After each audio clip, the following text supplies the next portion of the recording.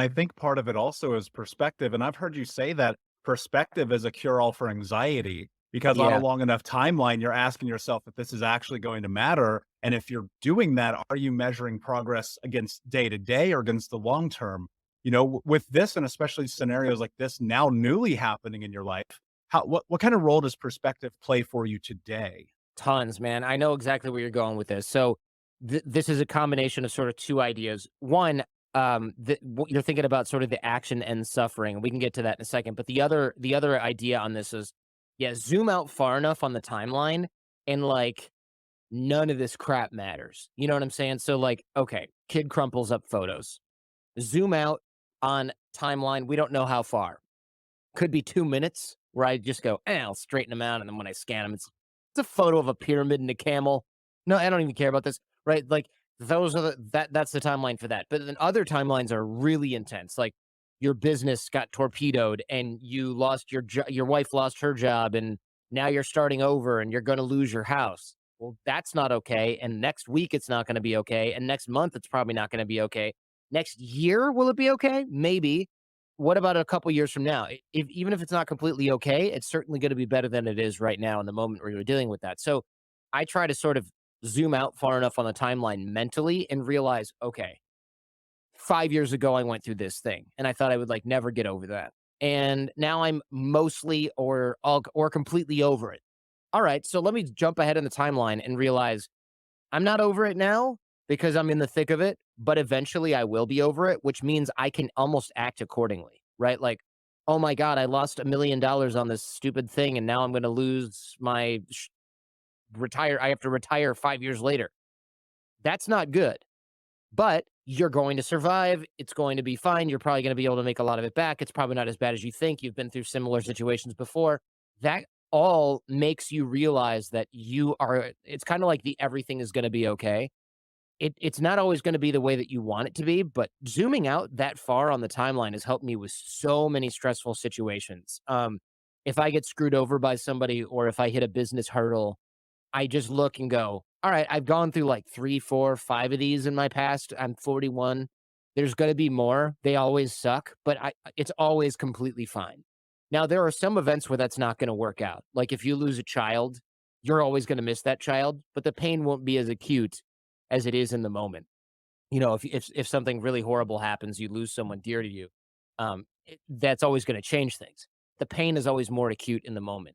So, realizing that you can get through things, it sounds simple, but you really do have to focus on that timeline because otherwise it's real easy for first of all, your adrenal system to snap you back into fight or flight, pay attention to every second of this pain kind of situation.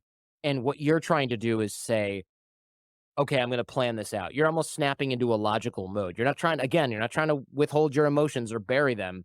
You can deal with them ideally with a therapist if it's bad enough as you need to, but you also need to like stop panicking and waking up at 3 a.m. with a cold sweat because you have made a bad investment or because somebody stole something from you. You know what I mean? That's not helping anyone. That's super powerful, and I've had this notion recently about this idea of time is now. I was at a restaurant and you put your name, you put the time, and I just started writing now. I have Mhm. no idea why other than I was thinking like, "Why the am I worried about tomorrow? Why am I worried about yesterday and the mistakes that I've made when today, right now, in this moment is actually the only thing that I have control over?" Right. And you led me into my lead to you, which is action ends suffering.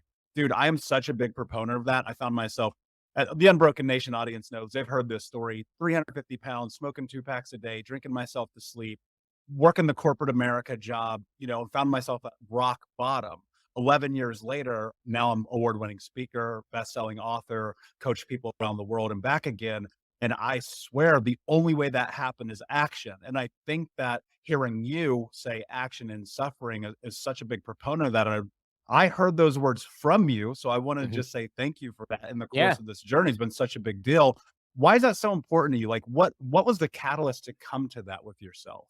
Sure. So this wasn't something where I was like, I read it in a clever self-help book or anything. Like this is one of those hard won lessons where I was like, okay. So what happened was I had a podcast in a business, a training company, and I ran it for 11 years. And over time I'd been doing like Pretty much all the work. I had a lot of team. They were great. I worked with a lot of amazing people, but the people I had brought in as partners years and years before, it's Thursday at 2 p.m. They're not answering their phones anymore. They're going out for, they want weeks and weeks off. They're not adding to the bottom line. They need raises because they have credit card debt. I'm like, okay, I'm saving money. I'm getting married. I want to have kids. I'm saving up for a house. These guys are like, hey, we have 30K in credit card debt. We need a raise. And I'm like, this isn't working. Like, we're paying more in taxes because you need more income. So there was a lot of little disputes. And we had an amicable split worked out. And then they just went, we're not going to honor this. We're just not going to honor it. And then I was like, you know what? I have to start over on my own and do the Jordan Harbinger show and just not worry about it. Because when I talk to people that you might call mentors and guys that have sort of been there and done that in business, they were like, I know you think it's a big loss. Just start over and move forward. Sue them or whatever, but like, don't get bogged down in the suit. Get to work moving forward. And that was awesome advice. That's exactly what I did. But then my former partners sued me because they were like, wait, you weren't supposed to move on and be successful without us. So they tried to, well, they did file a lawsuit. It didn't go well for them. But it took a long time and it was expensive. It was much more expensive for them, but that's another story for another time. Uh, that's what happens when you sue lawyers. It gets expensive for you. So but I had been waking up for the first couple of weeks after the split, and I was like, how am I going to restart this thing that I created over 11 years on my own? Like, is the timing wrong? I'd started in 2006 when podcasting was like new. Can you build a big podcast now? Are people going to find me? Do I have what it takes to do this on my own? Like all of these questions, but it wasn't like, all right, I've got this. I was like, oh my God, I'm screwed. And then I'd wake up at 2 a.m. to go to the bathroom and I wouldn't be able to sleep again. And I'd be like, my heart's pounding. What is going on? And I went to the doctor because my wife was like, dude, you never sleep anymore. Like I lost a bunch of weight. And so I went to the doctor and they're like, oh, your blood markers, everything's good. What's going on in your life? And I started talking about what was going on. And they're like, bro, you're having like literal, what sounds like panic attacks at night. And I'm like, no, I'm not panicking. I'm just thinking about all these things that I have to do. And I'm thinking about all these issues that I'm dealing with. And they're like, yeah, it's called anxiety. Don't know if you've heard of it. And I'm like, no, no, no, you're misunderstanding. I'm worried, but it's not like I'm freaking out. I'm just waking up and I can't go back to sleep, but my heart's racing. And they're like, hello, Google freaking anxiety. This is what you have. And then of course, many doctors are like, here's pills. And I'm like, no, no, no, no, no, no. Humans deal with anxiety. I don't need pills. I'm not having suicidal ideation. I don't have any issues with my body right now. Like we'll monitor my blood panel and my blood and my what is it? Like gut panel. Monitor the stuff that says, hey, you're killing yourself. Like make sure that's not happening. But I just started walking more outside. I started talking to friends more. I made sure I had social contact every single day, even if it was like a 12-hour, 16-hour super busy day. I would do like a 30-minute or 20-minute or 15-minute call with a friend. That helped a lot. But the action and suffering thing was I felt like I had so many things to do that you ever made a protein shake in a blender and the top comes off and everything, and you're just like, there goes my afternoon, right? Because you're cleaning like freaking whey protein out of the lights. That's what I felt like my life was at that time. And the energy had nowhere to go. It was like every day I'd wake up and it would be like, vroom, and it'd be all over the kitchen. And I'd be like, oh, I got to clean this up. And I'm cleaning up all these little things. Like I got to start a Twitter account. I got to open bank accounts. But then I was like, all right, instead of freaking out about all this stuff because there's so much, I just sat down and I made a plan. It was like 100 things that I had literally that I had to do. And I made this huge list with my wife. And when I made the list, I did a few of them. And then I took a glorious nap. And then when I woke up, I did a few more until I was tired. And then I went to bed and I slept fine because I was like, well, tomorrow I'm going to do this. And I'm probably going to be out of time about here. And I just started knocking everything down. And as I did that, my business was building up and I was rebuilding things and getting things back on track. And I was like, wow, like, look, making a plan, great insight, jack off. Like, why am I listening to you about this? Seriously, though, like if you have no plan or the plan's only in your head, that's a huge problem because your head is going, well, maybe you should move this over here. What about that? Oh, but when you do this thing, don't forget about that. But if you write everything down and you're just knocking them down, and then you think of something new, you just add it to your to-do list, there were hundreds of things on this list over the last few months, or over the first few months, sorry, of rebuilding the Jordan Harbinger show. And as I knocked them out, I felt better as opposed to feeling worse, which is what I felt like before, because it was like pulling weeds, right? I'd pull one out and go, oh, good, I finally did this. And I'd be like, there's these three more things I didn't even think of. And I'm up at 3 a.m. typing and writing things down. That was miserable. But when I had the action focus, I was able to focus my energy like a laser beam instead of a blender. And that was really what made me feel like, instead of, "Wham, woe is me, how am I gonna do it?" It was like, "Okay, we hit a major setback, but I'm on my feet and I'm walking and I'm warming up to a run again." Whereas before I was just kind of rolling around in the mud, you know? That's really what it was. I was gaining no ground. Even if I was gaining ground, it didn't feel like it, because I didn't have any sort of sense of a map of the territory, and it didn't feel like I had forward momentum. And You know there's what I a mean? lot of gold in what you just said, and the biggest takeaway for me just in that, and maybe it's because the last thing that I heard, right? You go, okay, in reality, the way that you step into creating something powerful is that you have to, for lack of a better term, you just got to show up and do it on the days you don't want to, on the days you do want to, and every single day in between. I mean, that's the same way I built a podcast, the same way I wrote a best-selling book, the same way I've done all of the things. Like, it's like I don't want to sit down and write for 4 hours. I can think of a million better things to do, but it's on the calendar, so you show up. And Nick, that kind of leads me into this question that for a lot of people listening right now or watching, they're probably thinking like, man, this Nick guy, he's just one of the lucky ones. He must have had everything handed to him. I mean, he's written music. He probably will win a Grammy one day. He knows all these celebrities. Why are we even listening to this guy right now? But I want to ask you this question because I think it'd be really impactful and beneficial for people to understand something. How much of this journey for you has been about getting out of your own way?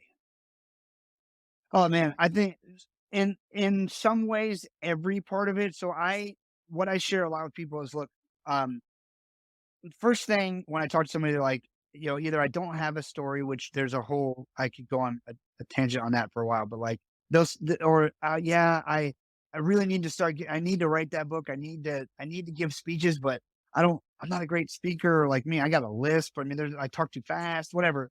There's like, I always tell people, when your mission and your message are more important than your ego, you just get out of your own way and you'll start.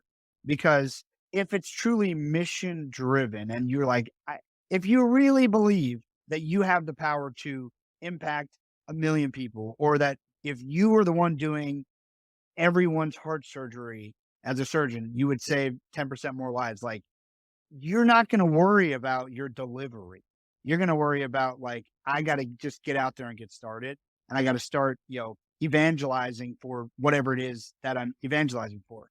Like me, a big thing is, like, everyone has a story, and everyone has a story that matters.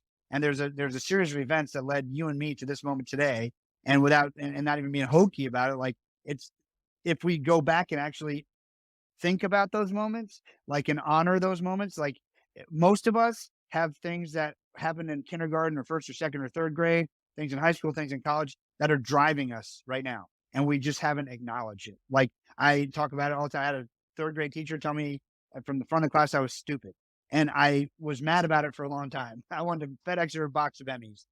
She has no clue, by the way. I think she's just having a bad day. And I think this is like this for most people. Every time she sees my mom in the grocery store, she always asks how I'm doing, says I was one of her favorites. And for years, like, I have a little grudge against this lady. But when I think about it, like, perhaps she's one of the people who, I mean, she is one of the people I can say for sure that, like, that drove me to prove to the world, like, to perform. Now, you got to keep that in a healthy balance, because just performing and not enjoying your life or any of that is not healthy for anybody. And we shouldn't just be doing it to run away from demons. But there's these moments that have led us to where we are today. And so much of my, look, getting into uh emailing a lady at the Emmys for the first time was super uncomfortable. I mean, getting on phone calls sometimes with people who you don't know, or you don't know where their idea is going to lead. And so I've just learned over the years. I mean, a lot of it's based on how my presentation of it is based on my faith, but you could extrapolate it. But I realize that if I want to accomplish the things that are for me in life, I got to give God elbow room. I got to, like, stop trying to control everything. I just got to show up and do the best I can and serve the best I can in the moments that I'm given. And so that's what I try to do. And I mean, look, I it would be silly for me to say I don't have any talents or gifts. That would be like disrespectful to even to the audience. And it's the same thing for you. I don't go around bragging about my talents and gifts, but certain things come easy to me. It's come easier than other things. Certain things I am terrible at. And so to me, what I've really learned is um, collaboration like makes this all work. So if I want to accomplish something, the best way to get out of my own way is to go find mentors and people who can help me accomplish those things. And so I think what I really want people to take away is like I'm different than everybody. Like we're all different. We're all different than each other. But there was definitely like I didn't have a relative in the business. I mean, I remember when I first started when I was in music, I read a book that I was born in 1980, right? So I'm not that old, but I'm starting to become one of the older ones in a lot of rooms these days. But I'm 41, right? So when I was like in the mid 90s, as I we had like Prodigy, maybe AOL was coming online, but like there wasn't like you can go find anything you want on the World Wide Web. And so you'd get books. You go to the library, the bookstore, whatever. And there's a book called All You Need to Know About the Music Business by this guy, Donald S. Passman. I think he's still a law professor at USC or somewhere out there. And like one of the things was like, hey, if you want to have a career in music, you must have an entertainment lawyer. Well, I had to I got the phone book and I was living in Orlando. There's like maybe 3 people listed our entertainment lawyer, but we just had Matchbox 20 just broke out of Orlando, 7 Mary 3 was so like there was a little bit of a scene. It was supposed to be Hollywood East, Disney was building a studio and stuff. So there's a few people, but like I had to like call and as a 15, 16-year-old kid with like no money and try to find someone who would talk to me about it because this was my only way. This book says I gotta get an attorney. You just have to take these steps and they're uncomfortable conversations. I actually ended up getting through to one guy and ended up in a Bible study with him 20 years later, which is funny. I was able to tell the group, like, he don't even know who I am. I'm gonna tell you guys, this guy's the real deal. He's a good dude. He took my call when I was 15 and he was Matchbox 20's lawyer and he walked me through the next few steps I could take in my career. But all of this is all like I am not specialer. That's a terrible word, but I'm gonna use it intentionally than anybody else here. I have taken I have taken risks. Some have worked out, some have not worked out. I think if the main thing I could tell anyone, if you want to be successful, I mean, self-awareness is huge. I mean, you can't just keep not getting any better or not having the talent to do something and expect to be great at it. But I will say, I think an equal dose of perseverance is super helpful because you really only lose the game when you give up, and the rest of it is you're still in the game. And so again, can sound really cliche, but man, the things that I like, there's no good reason why I should still be writing songs and trying to make it professionally. I just this last year got my first. I've been writing since I was 15, and I'm 41, and I had my first commercial success probably last year. And every time I went to Nashville, everyone had many reasons. My employees probably were like, "What's he doing?" Like to question it, but like eventually, I did Rudy's documentary. Rudy has a phrase, "Pester life until it gives in." Like that's what I did. I just kept going until someone gave up, and they're like, and eventually I got a great enough song, and a big artist want to cut it, and blah blah blah. So now we have a few million spins on Spotify, but you still make no money from that. So the next step is how do we make some money? And so anyway, hopefully I answered your question. Lots of stories in there. Yeah, I love it, man. There's so many different ways I can poke and prod this because I'm just like, yes, I get that. Yes, I get that. One of the things that comes to mind is this idea, really parlaying with what you just said about fortune favors the bold. And I think so much of my experience, like this idea of like going back in time, tracing all the footsteps to right now. I mean, it's taken me 36 years to get to this moment with you today, and it took a lot of decisions, a lot of failures, a lot of doing things the wrong way, and most importantly, and I try to teach this to my coaching clients, I try to bring it into my books, into my public speaking and everything that I do. And it's so much about being a part of a collective to be able to create massive change in your life.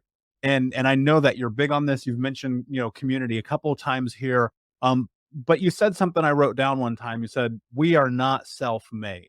We are community made. Go into that for me because I think it hits home for me in a way that I hope will hit home for other people.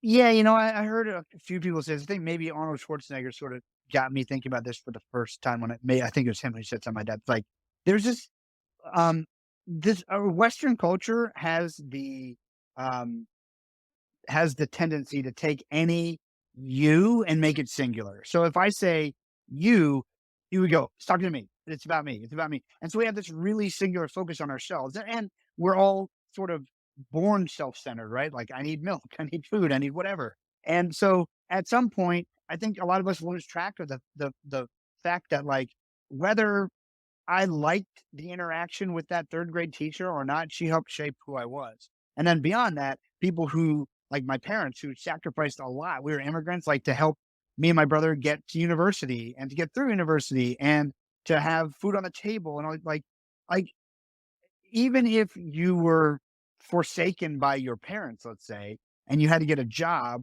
to work to raise yourself, to where you're like you probably you still had someone who took a chance on you and gave you a job. You probably had someone who modeled some good behaviors for you that you learned how to not recreate a broken past or that a broken past that you were brought up in.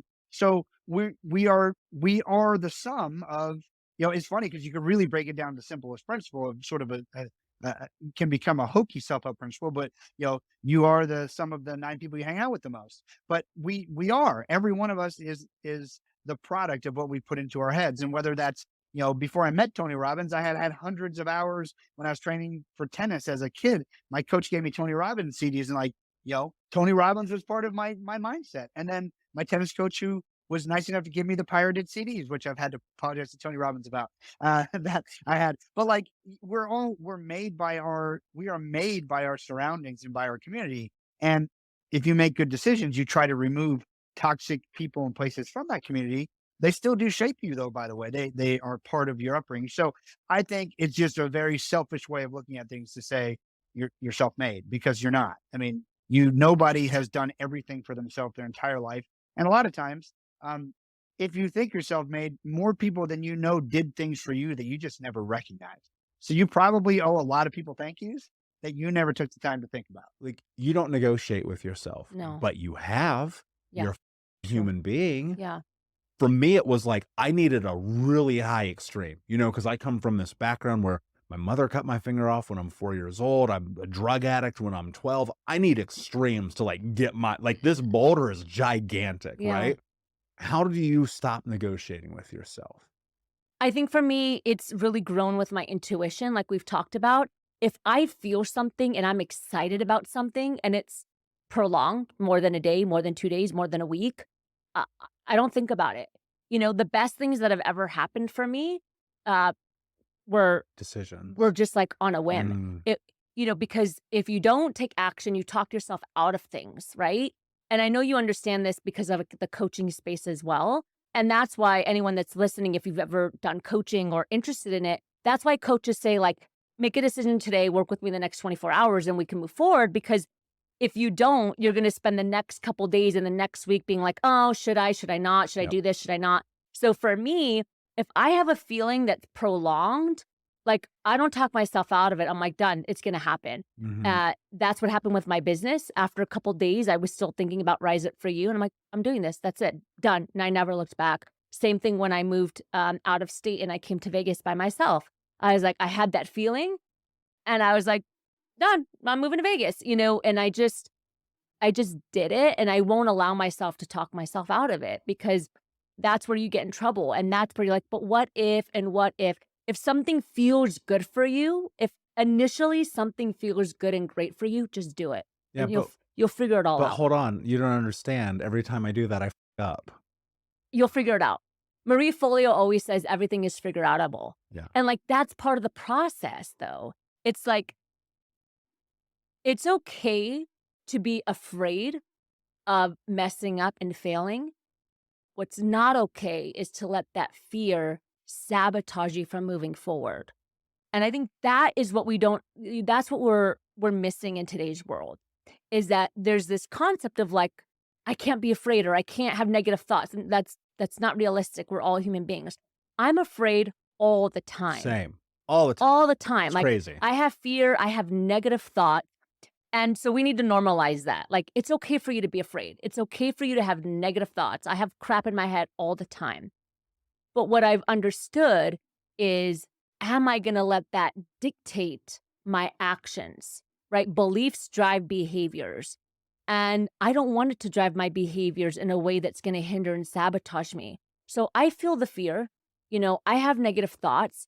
But then I counter myself and I say, okay, you're okay. It's okay that you have fear, but do you want to stay stuck or do you just want to try and go for it? And what's the worst that happens? I always ask myself that question. What's the worst that happens? And is it really the worst thing that can happen to you? And for somebody that's had divorce, that's had loss, you can understand this and appreciate you've been through a lot in your life. What's the worst thing that can happen? And is it the worst thing that can happen to you? Yeah. The worst thing this is my opinion only. The worst thing that can happen to you is you die. That's it. Anything shy of that, there is a solution. 100%. You can find your way through it. And I think that's what's so interesting. It's there is an unlimited number of possibility in the world. Yes. Now, look, physics apply. You can't be the first person to try to breathe in outer space. Like, that ain't going to happen, Sure. right? You know what I'm saying? Like, because somebody's challenging me right now. They're going to email me and be like, what about this? Shut up. It's stupid. Like, let's keep it within the laws of physics, right? And reality. But no matter where you're at, whether it's you have hit rock bottom in your business, your relationship, your health, your wealth, your physical being, like whatever it is, there's a solution in here somewhere. Yes. I'm not saying it's happening overnight. Like, I look at so many of the transformations in my life and it's like decades of work. Yeah. Right. I mean, I've been doing therapy and my own personal coaching and mentorship for 13 years. And I honestly just now feel like I've taken like a step forward. Right. Moving past all of the limitations. And people are like, yeah, but you've been on billboards in New York City and you've written best-selling books. And I'm like, yeah, but you don't understand, like, every day, like the grinding through what's better than doing all that other getting stoned and playing video games. And you weren't there, right? Like, you didn't start there. No. We didn't, build a business and then overnight be on billboards and get clients and so on and so forth. Like, we started from scratch. And I think that is something to really know and for people to hear is like, we started from scratch. And if we can start from scratch, you can too. But you gotta manage the fear so that it doesn't cripple you. Otherwise, it's going to be 5 years from now and you're going to be in the same place. It's going to be 10 years from now, you're going to be in the same place.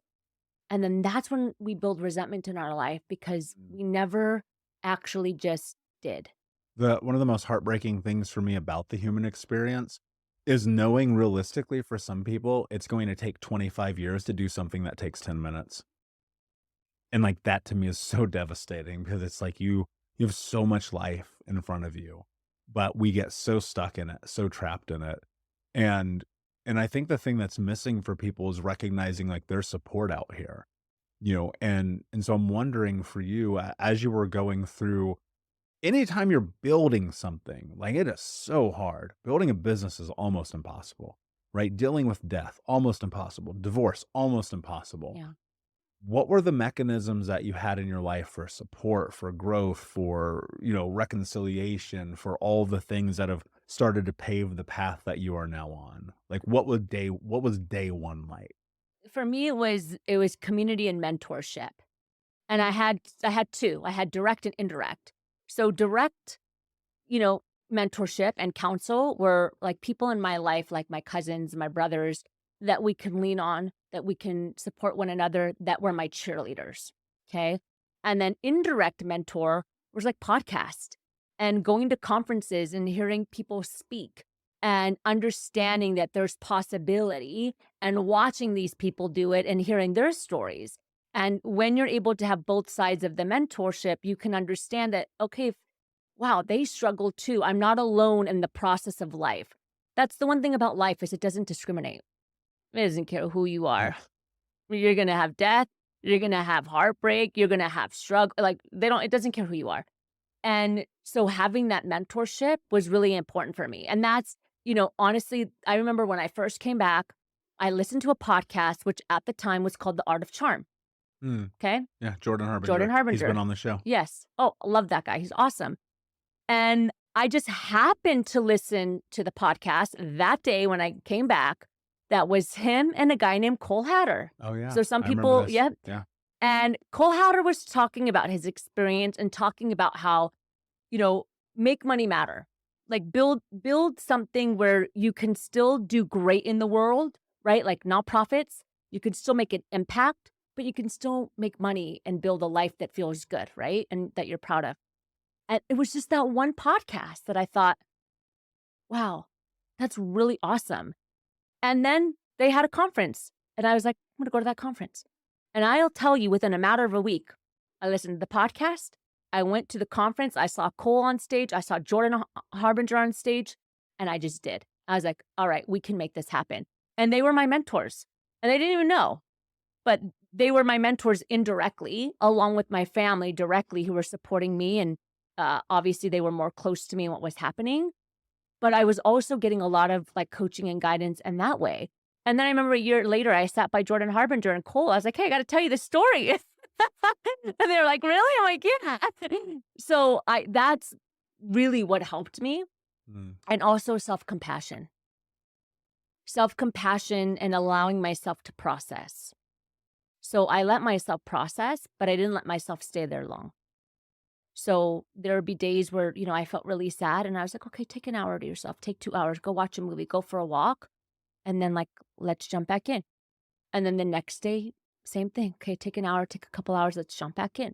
So I allowed myself to feel, but I was really intentional about not letting it cripple me. On the back. And one of the things I teach my clients constantly is like, if you don't cheer for yourself, nobody's going to. And so what did the beginning of that process of like stepping into self-love look like? Because I love that you pointed to been a process. It wasn't overnight. It's still a process. But what were kind of the beginnings of that for you? I think first it was first it was the physical piece for me and recognizing like how much damage I'd done to my physical body. And I think that was probably the initial piece. I'm a When you functional say uh-huh. for clarity, when you say Yeah. damage, what do you mean? I mean like physical damage. I mean physical damage from the years of disordered eating behaviors and like compulsive exercise and not eating enough and all of that. Like my immune system was totally shot. My gut had IBS. My gut was shot. My adrenals were like in the toilet. Like the physical pieces of me would probably the first realization. Because again, I thought in my head, I'm like, I'm healthy. I'm working out all the time. And, I eat healthy food. But I was totally running myself into the ground. And I knew that. I mean, I knew that it wasn't, I think we all know when we're doing that to ourselves, but I think for me to see the physical evidence, I had run some labs on myself because I'm a functional nutritionist. And so I'd run some labs on myself as part of my training. And I'm like, oh crap, like this is really bad. So I think the first thing that was kind of a wake up call. And this was, some years after I'd kind of started this initial journey of like, let me, learn who I am again and all that. Seeing it on paper, the physical parts, like, okay, like I've done some physical damage that I've got to heal. And then starting that healing process, the physical healing process, right? Just the physical body. Starting that was like, okay, well, I'll change this in my diet and I'll take this supplement. I'm doing the physical pieces, but realizing kind of like you were saying, where you have all these accomplishments, but you're still feeling empty. I felt the same thing when I was doing the physical healing, where I'm like, okay, I'm doing all these physical things and I've, cut back on the high intensity workouts or whatever. I'm not running marathons anymore, doing all these things, but I still didn't feel like healed. And I still felt like there was pieces missing. So for me, it was diving into like inner child work and diving into that realm and uncovering the like mental emotional pieces that were under those layers. So it was kind of like this like 3-step process for me, because the physical part for me was easy, because it's like, oh, I'm used to taking care of my physical body. I'll just change how I'm doing it. But it wasn't fixing the things. So I think understanding that, the physical parts, everything, and I am a firm believer of this, everything that's happening on the physical level, the physical body, has its roots in the energetic emotional body. And, conventional ways of healing, they're not teaching that. And so it wasn't anything that I ever looked at.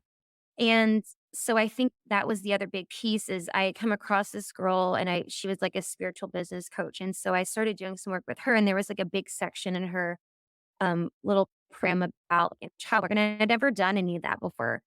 And that for me too is like opened a whole other can of worms. Like, crap, there's so much going on down there that needs to come out. And this, like, okay, this, and then I feel like I started to kind of chip away at the iceberg there. Like, okay, I feel like I'm getting somewhere, because there's these things bubbling underneath the surface, underneath the physical parts that have haven't touched. Like I don't know how to get there. And so I think that was kind of the next step. Yeah, the inner child work is such a big part of this. My second book is called 8 Steps to Healing Your Inner Child. It's actually arbitrary. It could have been 37 steps, right? It doesn't matter. But what I realized early on in this journey is that there is a linear impact to all of our experiences, whether we want to admit it or not. And there's kind of a twofold thought process that I have about this. One is you do have to honor a lot of those needs of who it is that you are in that childlike free state, because that's play, that's excitement, that's joy. A lot of it's love, unbridled, right? But then the juxtaposition of it is like you're not a child anymore, Hmm. right? And so Mhm. now you're in this really weird place where you have to be able to navigate, how do I play and enjoy life, but how do I also be disciplined and accountable and responsible? Was there anything specific that as you started doing that inner child work became the pendulum swing for you? Was there a moment? Was there an experience? Was there a memory? Was there an event? Like what started in that work to shift you to where you are now? Yeah. I think it's twofold. I think part of it is understanding how much my upbringing and let me I just want to preface this, like this is not me bashing anybody or anything or any organizations or anything, because I'm still firm in my belief that this is just my experience. I think part of it was, or a big piece of it was understanding how much conditioning I had based on my upbringing in a very conservative part of the country in the Bible Belt, and how much that affected my view of myself and my accomplishments and all of that. I think it was a lot of I had so much like shame and guilt under the surface about a lot of things. Like I realized when I was doing this was, years after I'd gotten divorced, and realized there was still so much guilt and shame around my divorce that I had never like truly fully healed. Like it was still under there. And it just went back to my conservative upbringing, because in my view, and especially when I got divorced and I was super young, was my early 20s, like divorce like the worst thing. It was like, oh, you're the ultimate sinner. Like your marriage is a failure. And I'm supposed to get divorced. And that was still living in me, that guilt and shame around that. So I think the guilt and the shame piece was huge. And I think kind of what I mentioned before in witnessing the women in my life growing up, my mom will be the first one to tell you, like she'll admit this too. The women just in a community, it's keeping up the facade, right? It's keeping up appearances. Let's make everything look good and look like you got it all together and all of that. And I still felt that too. And again, it was all these things that had happened because at the time, so when I was going through this inner child work, all of this, I feel like all this was foreign to me. Like I didn't know all of this stuff was living in me, that I had this guilt and shame about things, and understanding like my perfectionist tendencies. It all goes back to that, like seeing how this was modeled, and you gotta look perfect and be the perfect wife and all this. So yeah, I think it was deconditioning a lot of the things that I learned growing up and just how I was raised, and this kind of conservative mindset of how things should look and how you should live your life, and all the living by the shoulds, and what makes you a good person, what makes you a bad person, untangling all of that. Was there a part of that in which you had to forgive yourself? Oh yeah, totally. Totally. I think the forgiveness piece, for going so long. I mean, honestly, it had to have been close to 20 years that I was like, well, maybe not 20 years, maybe 15 years that I had been just beating up myself with my disordered eating behavior. So it's forgiving myself for that. Because everything I would think about, like all these things were coming up, all these opportunities that I saw as like wasted, like these trips where I was so worried about what we were eating and how I could not eat this and how I could get away with not eating this. Like I wasted so much of my life growing up and in high school and college, like so worried about what I was eating, what I was not eating, and just feeling like I put so much energy into that I wasted so much energy in that I missed opportunities to really be present and really like enjoy these moments of my life that should have been just more enjoyable as a kid and as a teenager and in college. And so I think there was like some grief around that part too of like, I felt of these feelings coming up, like, I feel like I missed out on things, but then reframing that and looking at, you know, the opportunities that came up from those experiences. And now, like, working the work that I do as a functional nutritionist, I've worked with people who have, are or have been recovering from disordered eating behavior. So like I'm able to use that as a gift now, but it was definitely a healing process of like forgiving myself for that and not and letting go of feeling like a quote wasted, time or energy, whatever. And knowing that like time is it's never wasted. It's just how you see the opportunities on the other side of that.